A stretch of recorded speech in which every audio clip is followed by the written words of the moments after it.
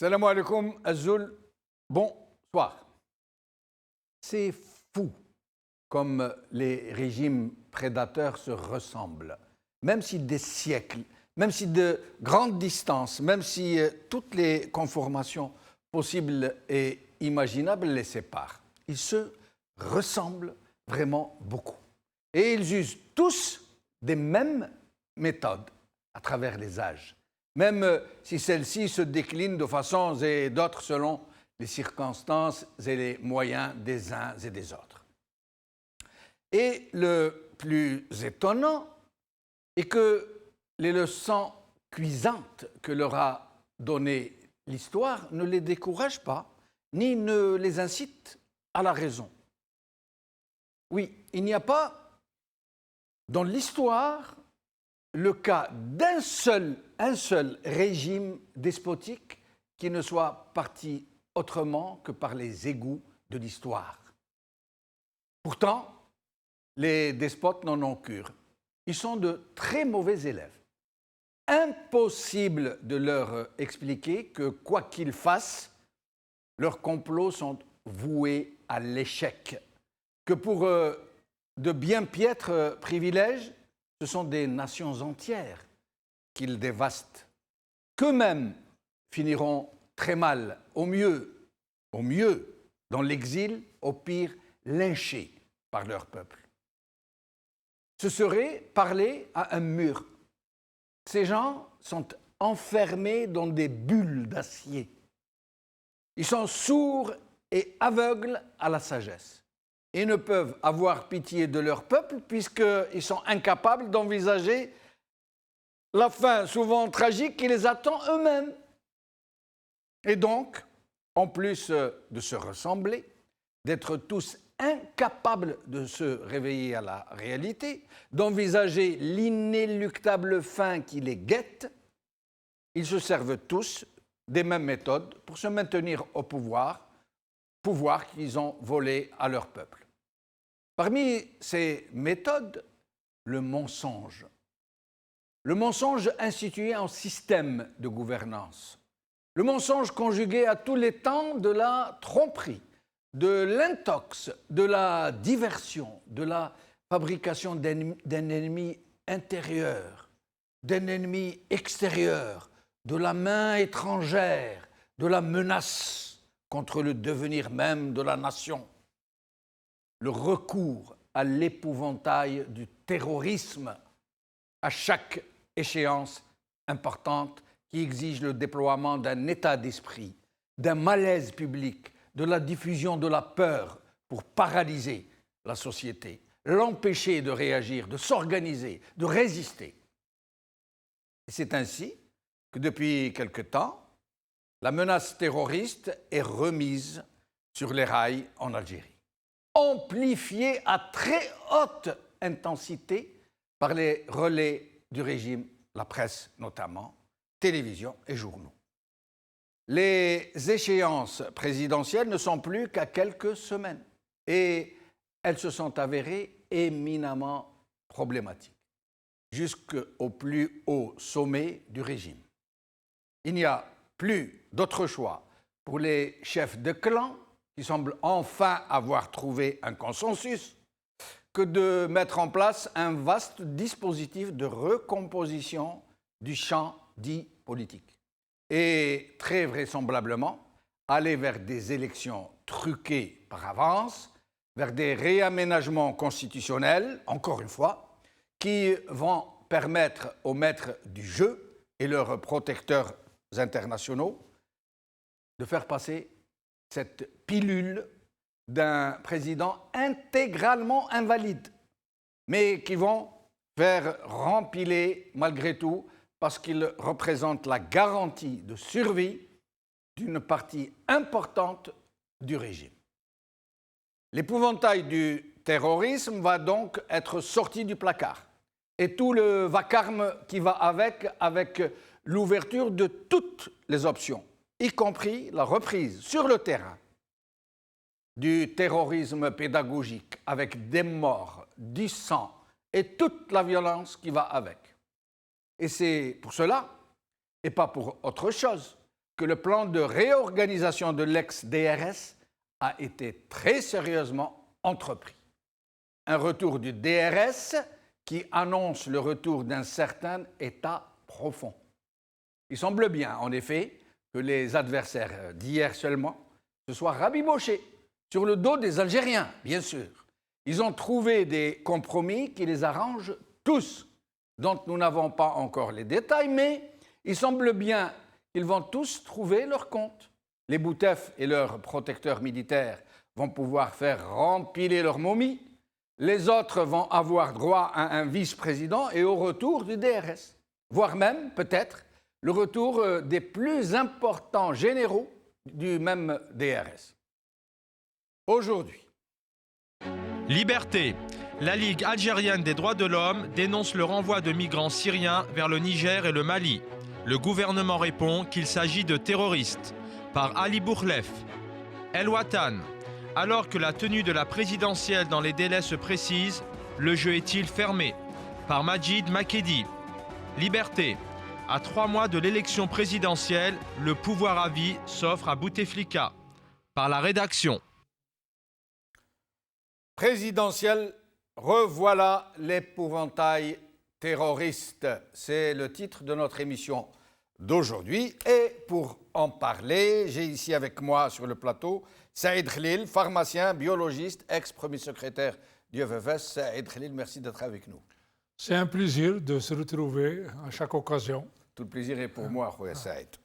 Alors, depuis le Canada, Sofiane Choueter, juriste qui sera avec nous en Skype, et l'Arbi Zouaimia depuis les USA, analyste politique qui sera lui aussi avec nous. Je ne sais pas si c'est en Skype ou au téléphone.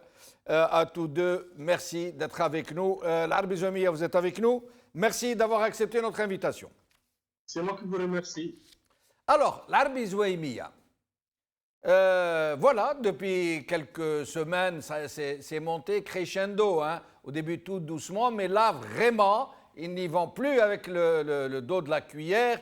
C'est la panique à bord, des terroristes qui veulent s'infiltrer depuis les frontières sud, nous dit-on. Le directeur de la migration au niveau du ministère de l'Intérieur qui donne des interviews et des conférences à tout va, qui nous avertit que c'est le déluge, que l'Algérie est devenue la cible de tous les terroristes quasiment, que des gens de Daesh avec des passeports soudanais ont tenté de s'infiltrer en Algérie, et tout team. Et nous allons d'abord commencer par l'écouter, ce monsieur.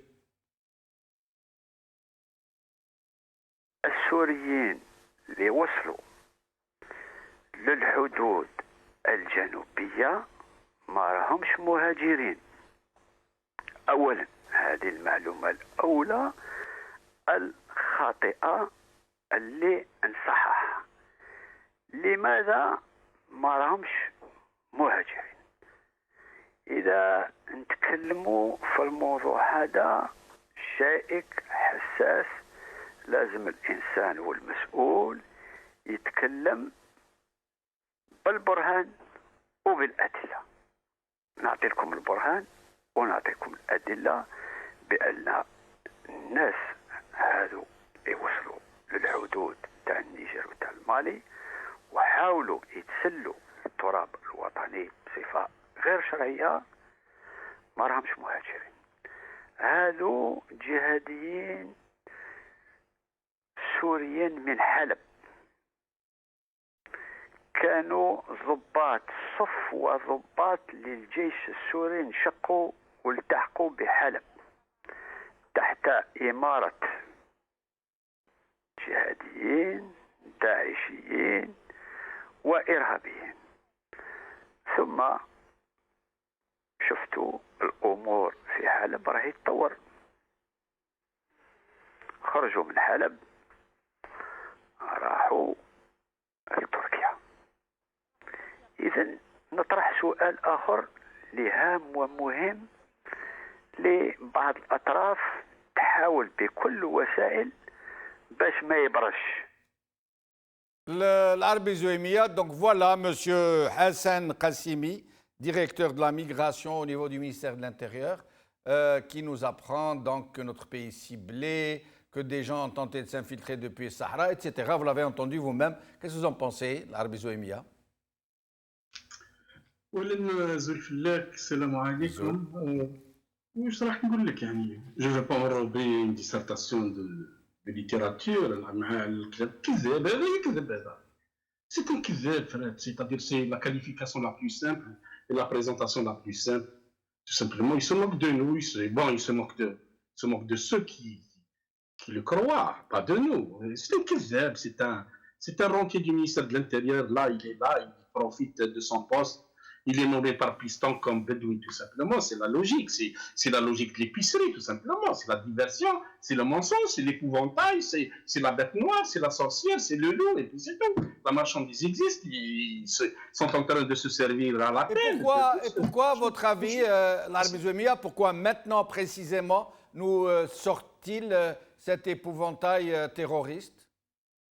Et ils sont certainement, ils vont aller à une solution peut-être médiane dans les présidentielles. Est-ce qu'ils vont couper la poire en deux en avançant Bouteflika et derrière lui un vice-président possible aussi. Donc, est-ce que, de toute manière, ils préparent quelque chose. C'est pour cela qu'ils sont en train de crier au loup. C'est tout à fait normal. Mais maintenant, c'est stupide, ça part. Monsieur qui m'a aidé à faire de Khili au moment. C'est pour cela que les gens ont déserté le pays.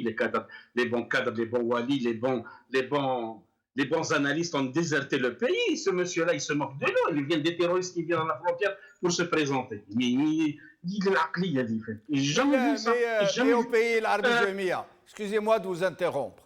Au pays, la plupart des télévisions qui ont l'habitude de relayer ce genre de messages ont mis le paquet ils sont en train de relayer de façon vraiment quasiment non-stop. Et les journaux aussi, c'est réellement l'installation d'un climat de psychose.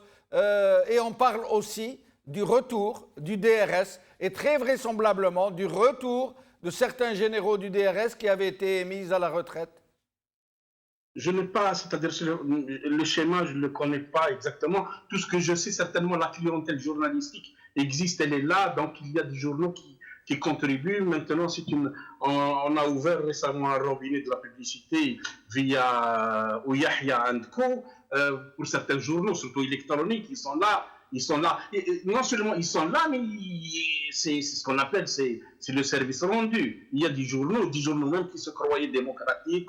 Moi, ce que je veux dire, tout simplement, c'est que c'est déjà sur le plan de l'analyse internationale, c'est faux. Il n'y a pas de terroristes syriens qui veulent venir en Algérie. Ça, c'est faux. Il se peut qu'il y a des gens qui étaient en Syrie, je ne sais pas quoi, ils veulent passer par l'Algérie parce que l'Algérie a exigé des visas, a fermé, c'est-à-dire son accès aux Syriens, aux Palestiniens, à beaucoup de communautés. Et c'est pour cela qu'ils sont partis au Niger et au Mali avec notre passeport pour pouvoir entrer en Algérie et dans le but d'aller en Europe. C'est le cas de la Libye aussi. Maintenant, ce monsieur-là qui dit qu'il y a des gens qui sont vraiment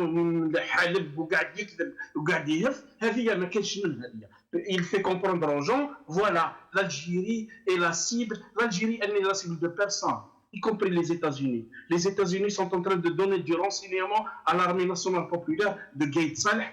On ne découvre pas à chaque fois des matériels en plein désert, de l'armement en plein désert. On ne capture pas en plein désert. Donc, il y a les États-Unis déjà depuis 2016, il me semble, qu'ils sont en train de partager ce qu'on appelle les data avec l'armée algérienne. Même l'écoute aussi, l'écoute américaine sert actuellement le pouvoir algérien. Maintenant qu'on imagine, qu'on nous un petit peu façonner, ou je ne sais pas, monter de toutes pièces des hypothèses et du théâtre là. Donc, c'est pour cela que je tranche, c'est un menteur. Et restez avec nous, l'Arabie Zouémia. Saïd Khalil, donc voilà, c'est le grand épouvantail qui revient en force, parce que sur le plan médiatique, c'est vraiment le battage, le bashing, comme ils disent les Anglais. On veut nous l'enfoncer dans le mou, comme on dit. Et donc, pourquoi, à votre avis? Et pourquoi maintenant? Et oui, surtout, on commence à connaître un petit peu quand même les migrants syriens. Oui. Ils sont en famille, en général. Ils viennent en famille. On est même habitué à ces Syriens, à ces malheureux. D'ailleurs, enfin, il y a un ami, pour un peu répondre à quelqu'un, qui lui a dit chasse les Syriens de ton commerce, quoi. Parce qu'il lui a dit question, c'est peut-être que ça va nous arriver. Oui. Donc, cette migration syrienne, elle est, comment dirais-je, fait partie du décor maintenant. Fait partie du décor. C'est pas, donc, 2011, on est en 2019, un beau matin, ces pauvres familles syriennes deviennent des terroristes. Bon, alors Et puis, ça, il y a une contradiction dans le discours du régime, parce que d'un côté, ils disent c'est des officiers, des sous-officiers de Jish al-Har, et d'un autre côté, ils disent c'est des officiers et sous-officiers de Daesh. Alors, sachant que Jish al-Har, ce n'est pas Daesh. c'est improvisé, on sent que ce n'est pas travaillé, donc il faut quand même rapidement, il fallait improviser. En tout cas, ce qui est sûr, je crois qu'en matière de terrorisme, reconnaissons quand même à nos services une certaine compétence. Je crois que là, c'est plus, ça relève plus de la lutte antiterroriste, ça relève plus de ce qu'on va appeler la manipulation. Ça relève plus de la manipulation de l'opinion, du conditionnement, comme tu viens de le signaler, Jamal. Terrorisme pédagogique. Dans ton édito. Puis voilà. Donc, je crois que de toute façon, les problèmes vont nous rattraper. On ne peut pas camoufler, on ne peut pas masquer une réalité qui tape à nos portes chaque jour, chaque heure, chaque moment, de plus en plus, d'une manière de plus en plus urgente. Et ils pourront faire passer la pilule de ces présidentielles qui se préparent, on ne sait vraiment pas ce qui va en sortir, en nous fourguant avec l'épouvantail du terrorisme, en nous faisant peur. Écoute, Jamal, il faut en finir une bonne fois pour toutes. On parle, c'est comme si on était une opinion publique dont on tient compte. On parle comme si on était une société civile qui pèse. Tout ça, ça ne compte pas. Ils s'en foutent de nous. Oui, absolument. Ils font ce qu'ils Je veulent. crois, il faut s'en tenir à ça une bonne fois pour toutes. Et après, tout s'explique, tout c'est clair. Une fois que cet axiome est posé, ces gens-là font à leur tête, dirigent ce pays comme leur bien vacant. Et pourquoi ils nous font peur alors? Pourquoi toute cette campagne mais bien de sûr, panique, de menaces, d'intimidation? Oui, mais bien sûr, parce que bon, l'opinion publique, on n'en tient pas compte et tout ça.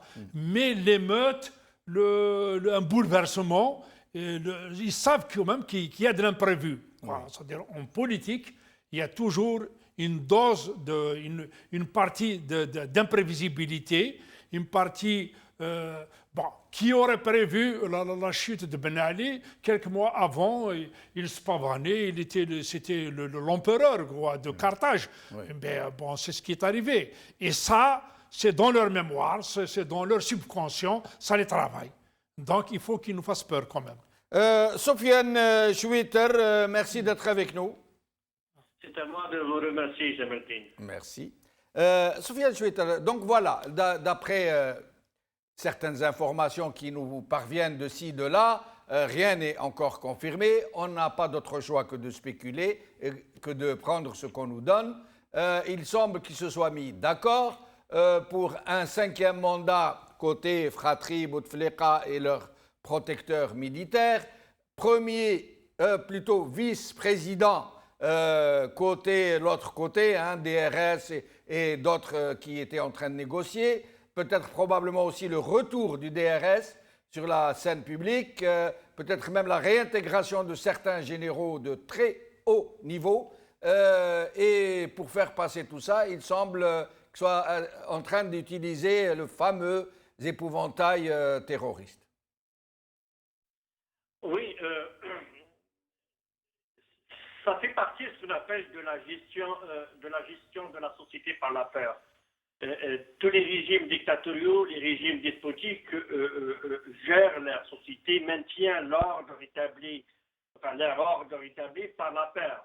Même la répression qui est exercée par ces pouvoirs, leur but ce n'est pas seulement punir, mais c'est faire régner la peur dans la société, et parce qu'une fois il y a la peur, les gens ils sont déstabilisés. Donc l'arme de la résistance, on casse l'arme de la résistance qui est chez tout individu, la résistance contre l'oppression et l'injustice. Donc toutes ces informations, ça fait partie de ce qu'on appelle de l'action psychologique.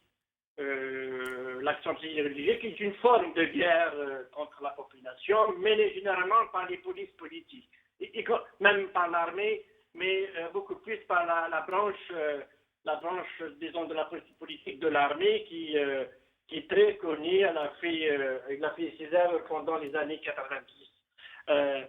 La question sur ces Syriens, moi je rejoins ce qu'a dit l'Arbi Zouaimia. Je ne pense pas que des gens qui étaient soit Daesh ou même de l'armée libre syrienne de venir en Algérie. Ils savent très très bien que le régime algérien est un régime allié au régime syrien. Il y a même une coopération depuis l'indépendance, une coopération sécuritaire et des renseignements entre ces deux régimes, etc. Donc je ne pense pas. Mais par contre, si c'était vrai, c'était des éléments terroristes, comme il a dit le représentant du ministère de l'Intérieur, je pense que l'Algérie a des obligations internationales dans le cadre de la lutte internationale contre le terrorisme. La moindre réaction qu'elle devrait faire, en vertu des traités internationaux, y compris dans le cadre de la Ligue arabe, puisqu'il y a un traité arabe de lutte contre le terrorisme, c'est de les arrêter. S'ils avaient des preuves, comme il disait, des preuves irréfutables, crédibles et fiables, l'Algérie devrait ne pas laisser, entre guillemets, ces terroristes, mais de les arrêter, de les traduire. Mais justement, Soufiane Chouita, ils nous apprennent qu'ils ont repéré ces gens qui viennent, nous dit-on, une fois ils nous disent c'est l'armée libre, Jishlahar, une fois ils nous disent Daesh, donc ils les auraient repérés, ils les attendaient de pied ferme, ils entrent par le sud, ils les attrapent, et au lieu de les interroger ou de les juger, ils les refoulent. Vous trouvez ça logique? C'est pas logique du tout, moi je trouve. Ce n'est pas logique, puisque le droit algérien, comme le droit international dans l'Algérie, a ratifié, se prétend qu'un des maîtres dans la lutte internationale contre le terrorisme. La moindre des choses, c'est de les arrêter, de les traduire devant les tribunaux, puisque la juridiction algérienne a la compétence de juger, y compris des personnes de nationalité étrangère, mais ils ont impliqué dans ce qu'on appelle dans le terrorisme international. Donc là, l'Algérie, c'est vrai, l'Algérie a manqué à ses obligations juridiques. D'autant plus qu'ils nous disent, Soufiane Chouita, d'autant plus qu'ils nous disent, eux-mêmes, ils l'ont déclaré publiquement, qu'ils ont été pris avec des passeports trafiqués, falsifiés, des passeports soudanais. Et malgré ça, ils les refoulent, ils ne les arrêtent pas, ils ne les interrogent pas. Oui, mais si c'est des réfugiés qui sont venus pour demander l'asile, la Convention de Genève de 1951 sur le statut des réfugiés, c'est clair, hein, elle exige de ne pas punir les demandeurs d'asile qui rentrent dans un pays de façon illégale, entre guillemets, et avec des faux documents, parce que généralement, quelqu'un qui fuit la persécution, c'est le seul moyen de fuir la persécution. Donc, c'est-à-dire qu'il y a un élément d'urgence, il est obligé de faire ce genre d'acte qui est illégal dans les situations normales, mais dans un cas qui fuit la persécution, on ne peut pas le punir, ça c'est clair, c'est connu dans le droit d'asile, etc. Revenons maintenant à l'information que les organisations, ou le retour de l'IRS, ou le retour de certains anciens éléments, il y a une règle, Jamaluddin, dans le monde des renseignements. Il y a une règle qui s'applique partout dans le monde, dans les renseignements. Cette règle dit, on ne quitte jamais les services, même si tu as pris ta retraite. Oui. Un jour, on te demandera d'un service, d'une mission, etc. On ne quitte jamais, même si tu prends ta retraite, on ne quitte jamais les services. Aucun quelqu'un qui a fait partie d'une période ou d'une autre dans les services de renseignement, il faut qu'il attend, même après sa retraite, qu'un jour on lui demande de retourner ou de faire des missions. Donc, c'est tout à fait normal dans le monde des renseignements qu'on peut faire appeler les anciens d'Algérie, etc. Et là, ça retourne, comme je t'ai dit, ça fait partie de la gestion de la société, pas l'affaire. Il faut régner l'affaire, il faut dire, parce que de plus en plus maintenant, moi je ne sais pas avec M. Chnier qui disent qu'ils s'en foutent de l'opinion. Non, non, au contraire. Tous les régimes, y compris les dictatoriaux, ils ne sont pas au pouvoir parce que par la force, mais parce que la population elle est obéissante. Là, on voit de plus en plus de contestations. On voit la réaction des gens. On voit par exemple avec le cas d'un événement tragique de Msila, comment la population lointaine, l'Algérie profonde, elle utilise dégage, Erhal, pour un représentant de l'État. Les événements au Soudan actuellement où le peuple se révolte contre le régime du dictateur Omar al-Bashir, ce qui se passe dans les stades, la jeunesse, qui la majorité de la population algérienne fait de la politique, mais d'une manière non traditionnelle, qu'on ne s'est pas habitué, mais elle fait de la politique, contrairement à l'idée qu'on dit que le peuple ne fait pas de la politique. Si, le peuple fait de la politique, mais d'une autre manière, peut-être de façon un peu comique, qui c'est très important. Parce que, et restez avec nous, Sian Chouette, je reviens à vous. Larbi Zouemia, je suis tenté de vous poser la même question et une autre avec. D'abord, donc ces autorités qui nous apprennent que ces gens ont tenté de s'introduire au sud, mais pas de façon illégale, en passant par des postes frontières, puisqu'ils ont présenté des passeports. Or, des daïchistes, comme ils disent, qui veulent s'introduire, ils ne passent pas par la frontière, puisque la frontière algérienne du Sud, c'est une passoire, que des armes passent, que des trafiquants de Marlboro, des trafiquants de cocaïne, trafiquants de ztla, des trafiquants de tout, des tonnes et des tonnes d'aliments, de produits alimentaires qui passent de l'Algérie vers les pays limitrophes, et inversement d'autres choses qui rentrent. Et là, les gens daïchistes, ils passent par le poste frontière, avec un passeport soudanais falsifié. Et qu'est-ce qu'ils font, les autorités algériennes? Ils les refoulent, alors qu'ils ont vérifié que les passeports sont falsifiés, que ces gens sont de Daesh, et ils les refoulent sans les interroger et sans les arrêter. D'abord cette question, puis j'en ai une autre pour vous.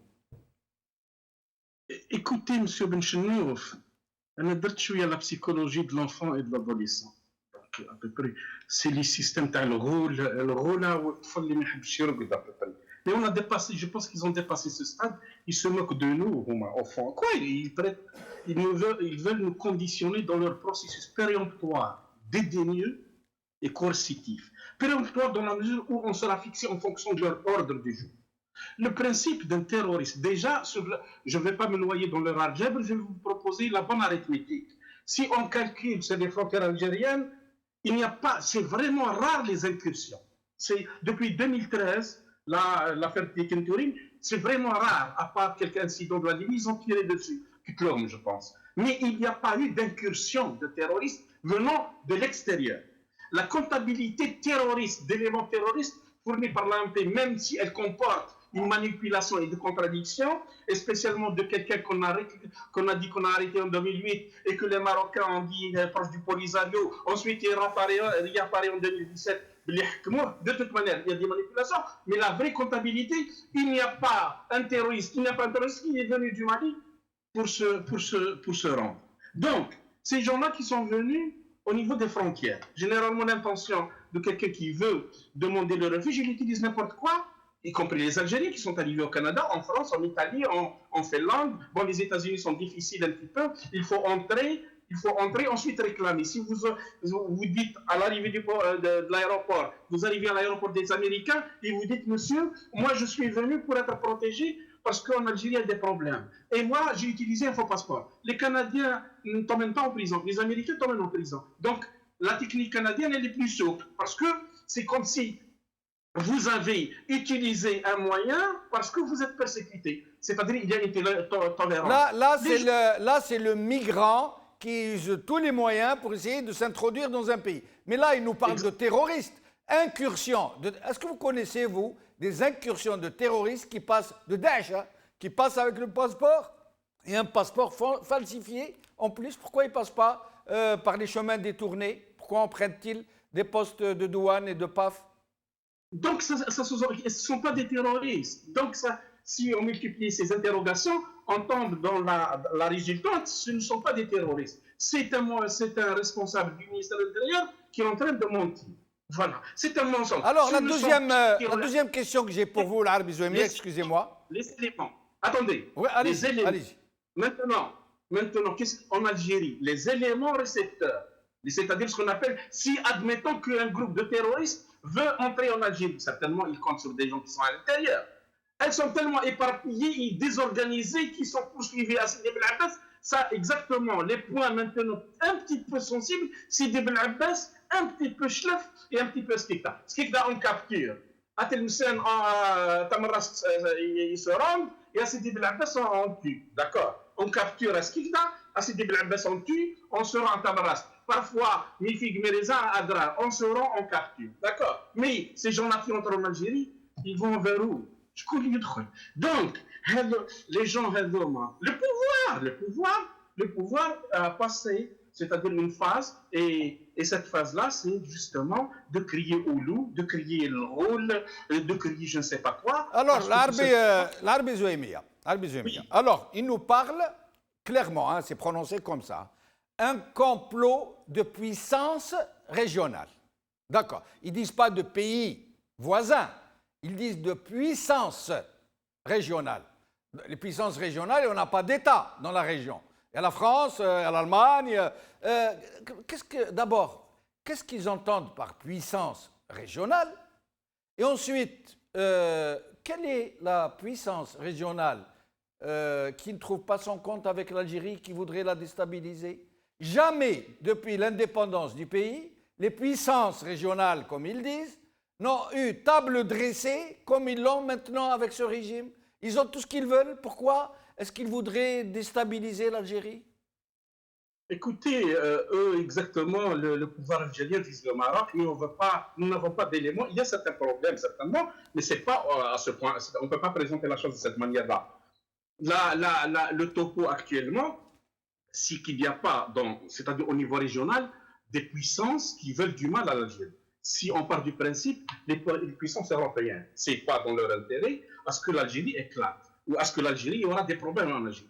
Déjà, ils souffrent énormément, ils savent exactement le prix d'une déstabilisation, ou le prix même d'un président qui est malade, qui est mourant. Ils le savent. Maintenant, ce qu'on appelle le pragmatisme politique européen, à un moment donné, c'était contenir un petit peu certains foyers de tension, les utiliser, récupérer des dividendes, certainement. Mais le cas de l'Algérie, c'est un grand territoire. C'est un grand territoire que même les États-Unis ne veulent pas perdre ce pays-là. Maintenant, nous sommes en train, on voit certaines agitations au niveau de Washington DC pour le cas de la Chine et de l'Algérie. L'Algérie, ce n'est pas parce qu'il y a des gens qui sont importants en Algérie, mais c'est un pays qui donne sur cette frontière, et c'est le plus gros pays de l'Afrique. L'Afrique sans l'Algérie, c'est pas l'Afrique. Donc, imaginez l'Espagne, l'Italie ou la France ou les États-Unis qui veulent des problèmes, ça c'est faux. C'est complètement, y compris les Américains eux-mêmes. C'est un pouvoir qui revient à la notion du complot. En vérité, la notion du complot, elle se résume à qui? À le seul complot qui existe en Algérie. C'est ces bandits. Il faut le dire. Il faut qu'on s'accroche à cette dynamique de contestation, qu'on essaie à travers ce dialogue, ce débat, dans toutes les tribunes, de la maintenir indépendamment du programme et des calendes grecs du pouvoir. Nous devons maintenir un discours de contestation. Jette-toi la main, jette. On fait notre possible de maintenir un langage. Et ce langage consiste à dire quoi? À présenter quoi? Le seul complot en Algérie. Le seul et l'unique. Il n'y a pas de complot en Algérie. Le seul complot en Algérie se résume dans 3 personnes. C'est Bouteflika et sa famille et sa clique, c'est Ouyahia et sa clique, et c'est Gaïtzal et sa clique. C'est les 3 complots. Pourquoi? Parce qu'il s'agit de ramassis, de résidus, de je ne sais pas quoi, de gens qui ne sont pas patriotes, qui se sont fait des fortunes. Ils ont encerclé aussi la société de régiments, de corrompus et de voleurs qui s'agitent, qui ceinturent, qui manipulent, qui interviennent. Et vous avez l'exemple de Msila. Il y avait tout. حتى دخلت لها ناس كل بالقران اخرين يهضروا على الجنيه اخرين يديروا اخرين يشكروا جو سي با en fin de compte يشكروا le Wali a ses relais, parce que c'est la vraie puissance. Ces relais, ceux qui ont fait la claque à Cheikh Khalif à l'université, il les a mobilisés, ils ont ramené le monsieur. Et restez avec nous, l'Arab Jouamia, je reviens à vous. Saïd Khalil, je suis tenté de vous poser la même question. D'abord, on nous dit que c'est des gens de Daesh, alors qu'ils sont rentrés avec des passeports falsifiés. Les gens de Daesh ne rentrent pas par les postes frontières. Ils ne rentrent pas des chemins détournés, d'abord. Ensuite, si c'est le cas, pourquoi ne les ont-ils pas arrêtés, questionnés, passés en justice? Pourquoi les refouler? Et enfin, c'est 3 questions en une, si vous permettez, pour vous permettre de répondre sur un large éventail. Ils nous parlent de complot de puissance régionale. Qu'est-ce qu'ils entendent par puissance régionale? Et quelle est la puissance régionale qui ne trouve pas son intérêt avec l'Algérie pour chercher à la déstabiliser? Peut-être, concernant ces migrants-là, je crois que cette fois-ci, c'est trop gros, quoi. Ça pue la manipulation. Il me semble, et je le dis, il faut reconnaître quand même une compétence antiterroriste. Ça fait maintenant, il y a une génération des adultes qui sont nés dans la lutte antiterroriste et qui connaissent que ça. Donc au bout de 30 ans, sans compter maintenant quand même, il faut reconnaître l'aide des puissances occidentales. Je dis occidentales, oui. Pour différencier des coopération, disons. Voilà, qui coopèrent, oui. Et on le voit quand même dans la presse, c'est-à-dire le net recul du terrorisme qui est pratiquement, j'allais dire, neutralisé. Quoi, tout ça. Alors, donc, ça, c'est flagrant. Concernant les puissances régionales, on ne vise pas, je pense, les puissances occidentales. Je pense qu'on doit viser le frère ennemi, certainement nos voisins marocains. Je ne connais pas d'autres. Hein, ennemis. Mais il dit puissance. Ou peut-être des velléités, je ne peux pas parler de Libye, elle n'existe pas. Enfin, oui. Et tout ça. Quelles sont les autres puissances régionales? Puissances régionales au pluriel. Hein, au pluriel, oui. Bon, est-ce qu'il y a une hostilité anti-algérienne au niveau du Moyen-Orient? Régional. Ben Salman a été reçu. Ouais. Ben Salman a été reçu. Donc, alors, puissance régionale, il me semble, c'est surtout notre frère ennemi, le Maroc, qui est visé. Et ça, on a toujours travaillé avec ça, Jamal. Ouais. On travaille, il y a l'ennemi intérieur. À un certain moment, c'était nous, les berbéristes, ceux qui veulent diviser et tout ça. Et il y a l'ennemi extérieur, c'est le Maroc. Voilà. On balance, on travaille avec ça. Et on nous occupe et on nous divertit. Et voilà, donc restez tranquille, attention, les ennemis menacent la déstabilisation, menacent la stabilité du pays, menacent comment dirais-je, l'évolution, quoi, et tout, enfin, l'État algérien. Oui. Et ben voilà, on nous resserre donc les mêmes recettes. Bon, on ne risque pas d'inventer autre chose parce que... Si est-ce que vous pensez qu'il pourrait aller vers... la mise en chantier de ces menaces pour que ça soit plus crédible? Est-ce qu'ils pourraient en arriver à, comme ils l'ont fait dans les années 90 et 2000, à actionner les leviers de la violence sur le terrain en sacrifiant des gens pour créer une clameur publique? Il faut reconnaître, ce n'est pas le propre de l'État algérien, Jamal. Hein. Ce recours fait partie... écoute, il y a des gens qui ont été jusqu'à dire que le 11 septembre, c'est une... comment dirais-je? C'est un montage, c'est tout ça. Et que le Mossad, il en fait tous les jours. Tous les services pratiquent ça pour maintenir l'État et tout ça. Il y a des gens, pour parler de l'actualité française, qui suspectent que l'attentat de Strasbourg est monté, quoi, est manipulé. Oui, donc, ça, c'est l'État profond, quoi. Oui, l'État profond qui veut sauvegarder, qui veut comment dirais-je, se maintenir, va user de tous les moyens, quoi, de violence. Et c'est ça qui leur manquait au point où maintenant ils sont en train de réfléchir au retour du DRS avant son démantèlement. Le DRS n'est jamais parti, il ne faut pas attendre. Non, il est parti. Non, il a été scindé en plusieurs directions, il a été vidé de la plupart de ses généraux. Qu'est-ce qu'on en sait? On en sait. Écoute, il y a un seul parti. Je vais vous donner un exemple. Avant, chaque ministre avait à ses côtés un colonel du DRS. Oui. Ils les ont fait partir. Avant, il y avait un officier du DRS au niveau de chaque petite unité serait-elle une caserne. On mettait des gens, on les filait, on les doublait par des représentants du DRS pour fliquer tout le monde. Avant, les gens, ils étaient omniprésents. Avant, il y avait une direction Alors, et qui relevait de tout faire tout seul. Maintenant, on les a éclatés. Il y a une direction qui relève de la présidence, une autre qui relève de l'armée, et ça a été vidé. On leur a enlevé leurs griffes, leurs canines, leurs crocs. Et là, on est en train de nous dire, ils vont revenir. Est-ce que tous ces agents-là, maintenant, émargent à la caisse chômage algérienne? Une retraite dorée. Une retraite dorée. Non, mais il a dit Twitter tout à l'heure, hein, il a dit on reste de toutes les façons, il reste jusqu'à la mort. Hein. Ils sont recyclés, agents, ils sont recyclés. L'État algérien ne peut pas fonctionner sans DRS. C'est un État policier, c'est un État qui flique sa population, donc il ne peut pas mettre en chômage tous ces gens-là. Maintenant qu'on restructure, qu'on réaménage et tout ça, mais demain une présidentielle, demain une élection, qu'est-ce que tu vas faire sans DRS? C'est le DRS qui fait ces choses-là. Et personne d'autre. Ce n'est pas le FLN, ce n'est pas les rigolos du FLN. Il chapeaute les opérations de fraude, de trafic, de bourrage. Les opérations de trafic d'élection, de trafic d'influence, de manipulation, ça c'est leur boulot. Surveillance des médias. La surveillance des médias, intimider les opposants et tout ça. Si je vous disais, ils vont réintégrer Toufek et quelques-uns de ces cadres généraux. Est-ce qu'il pourrait revenir de façon officielle? Il n'est jamais parti. Écoute, il ne peut pas. Il pèse tellement. Toufek est parti. Il était quasiment en résidence surveillée, sauf que ça ne se disait pas. Lorsqu'on a dirigé les services spéciaux algériens pendant plus de 20 ans, on n'est jamais parti. On est juste à côté. D'accord. On est juste à côté. Écoute, il y a des vidéos qui montrent Saad Bouteflika à la sortie de chez Toufek. Et vous y croyez à cette rumeur qui circule d'un Ouyahia qui pourrait devenir vice-président, représenter ce côté de l'État profond, comme vous le dites, aux côtés d'un Saïd Bouteflika qui continuerait à régner au nom de son frère?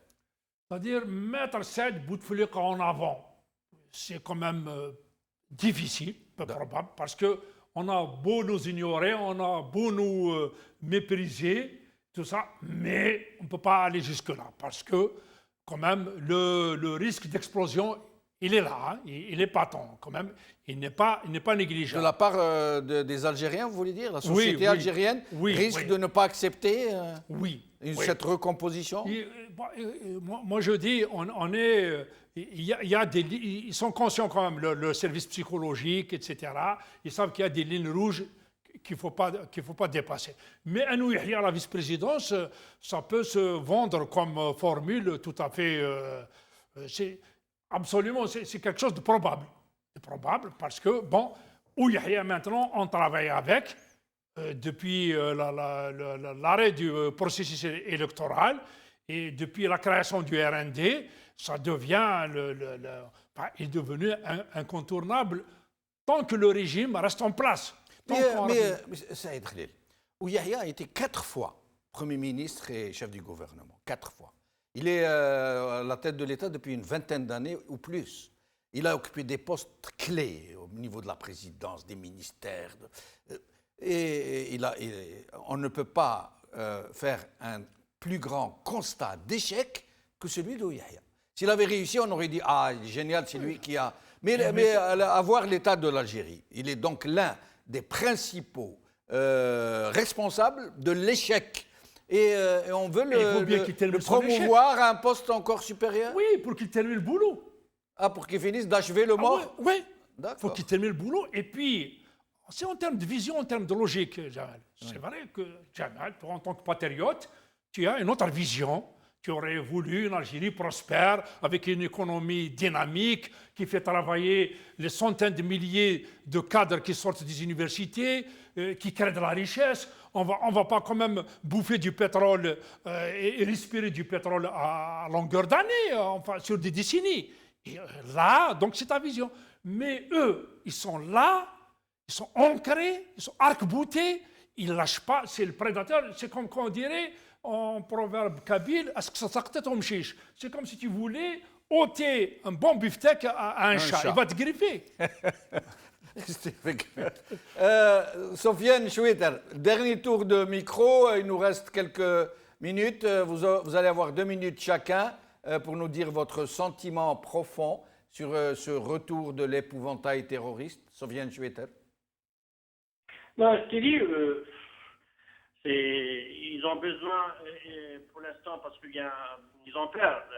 Il faut reconnaître qu'au niveau du pouvoir algérien, la peur a changé aussi de camp, parce que maintenant, ils n'arrivent pas à acheter la paix sociale. Ils ont de plus en plus des problèmes. Sur le plan, il y a un taux de chômage très important. Les conditions sociales de la population, elle est catastrophique. De plus en plus, la jeunesse fuit les hadagas, etc. Donc, ils fuient ce pays. Les mouvements, donc, il y a probabilité de contestation. Tu parlais tout à l'heure des élections, de fraude, de probabilité de fraude, mais qui va participer dans les prochaines élections? Parce que moi, je ne crois pas que le taux de participation réel dans les prochaines élections présidentielles dépassera les 20%. Mais vous ne pensez pas qu'ils s'en fichent un peu, Sofiane Choueter, les dernières législatives, ils ont eu 10%, oui. 10% de participation, ils ont gonflé à 30%, et ils ont le Parlement le moins représentatif du monde, et ça ne les dérange pas du tout. Non, c'est pas ça. C'est pas ça. Ils sont capables de faire même le taux de participation à 75%, mais le problème, c'est qu'il y a une véritable rupture. La paix sociale, elle est fragile. Est-ce que de plus en plus, parce que cette année 2019, d'après des experts, ça sera une année très difficile, très difficile. Pas seulement les experts algériens, mais même internationaux sur les conditions sociales. La population, elle se révolte. C'est pour ça qu'on revient maintenant à gérer cette société par la peur. Pas la répression, mais parfois la répression aura des effets contraires. On voit de plus en plus, par exemple, les interpellations qui sont devenues automatiques vis-à-vis des personnes qui se rassemblent, poursuivies par attroupement, mais cette arrestation, ça n'a pas dissuadé. De plus en plus, les gens font des rassemblements, qu'ils soient des journalistes, des blogueurs, etc. Donc, l'effet dissuasif de cette privation, elle est devenue faible. Est-ce qu'on revient d'une autre manière créer le terrorisme pour faire régner la peur et déstabiliser la société pour qu'elle soit moins organisée, ne pas agir, ne pas contester? C'est possible selon l'air. Et restez avec nous jusqu'à la fin de l'émission. L'Arbi Zouemia en 1 minute, 1 minute 30, s'il vous plaît. Le mot de la fin. Moi, je ne pense pas. Je pense pas que les Algériens vont contester ce qui va se passer en 2019. Je ne pense pas qu'elle va se pencher à ce niveau-là. Je pense que s'il y a une contestation populaire, il y a 2 foyers. Le premier foyer, c'est une contestation corporative, d'une corporation vraiment élargie, là où la rente ne peut pas faire face, ne pourra pas faire face. La deuxième chose, c'est quelque chose d'imprévisible, quelque chose comme le cas de la Tunisie. Bon, il y avait quelqu'un qui s'est immolé, ou le cas de l'Égypte, il y avait quelqu'un qui a été torturé, puis je pense exécuté par la police en Alexandrie, et ça a mis 1 année. En même temps, c'était le fils du président. Donc, actuellement, moi, je pense que on se dirige vers une contestation d'une corporation qui risque de déstabiliser le pays. Quant à le dernier point, je ne pense pas que Yahya fait partie de la sociométrie importante qui ne chapeaute rien. Il est certainement le rejeté, accepté. Donc, certainement, parce qu'il a été désapprouvé à plusieurs reprises. Pensez même. Donc, c'est utile, mais je ne pense pas qu'il représente un point exactement avec lequel on peut. Il peut servir, mais devenir un vice-président, c'est vraiment trop complexe pour le pouvoir lui-même. Voilà. Saïd Khalil, mot de la fin. Je pense qu'il faut revenir aux fondamentaux. Les fondamentaux, c'est l'économie, c'est l'état de finances algérienne.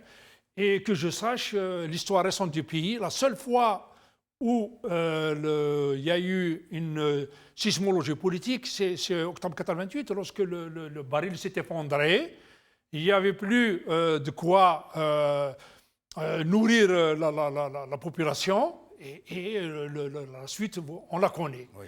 Donc aujourd'hui, le FMI est à nos portes, donc l'état de nos finances, c'est lamentable. Le travail, c'est un taux de chômage à un minimum à 2 chiffres. La question de subvention, on ne pourra pas assurer les subventions des produits de première nécessité en 2019. L'énergie est subventionnée jusqu'à hauteur d'une dizaine de milliards. C'est tout ça l'essentiel. Donc on a beau menacer les terroristes à la frontière, etc. Mais demain, il va falloir faire face à cette réalité. Et la réalité qui va nous rattraper. Voilà. Merci Saïd Khalil, merci Souyan Choueter, merci l'Arbi Zouemia. Restez avec nous, nous allons vous faire réécouter ce monsieur du ministère de l'Intérieur, mais en d'autres circonstances, il y a quelques mois, pour vous dire qu'il est un peu coutumier du fait pour faire peur, pour agiter l'épouvantail.